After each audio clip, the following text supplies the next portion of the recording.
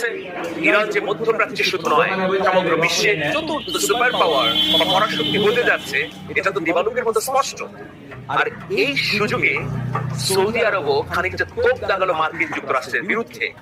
আজকে সৌদি পররাষ্ট্রমন্ত্রী ফয়সাল বিন ফারহান স্পষ্টভাবে বলেছেন, যুক্তরাষ্ট্রের উপর সৌদি আরবের নির্ভরতার যুগ শেষ।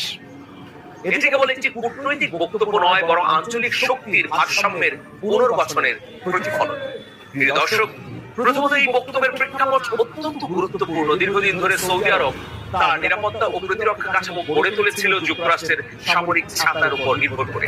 আন্তর্জাতিক বিশ্লেষক মাসুমুর রহমান খলিলি এক বিশ্লেষণে এমনই তথ্য দিয়েছেন। বিশেষ করে 1945 সালের তেল বিনিময় নিরাপত্তা চুক্তির পর থেকে এই সম্পর্ক ছিল প্রায় অটুট। কিন্তু সাম্প্রতিক বছরগুলোতে ওয়াশিংটনের নীতিগত অনিশ্চয়তা, মধ্যপ্রাচ্যে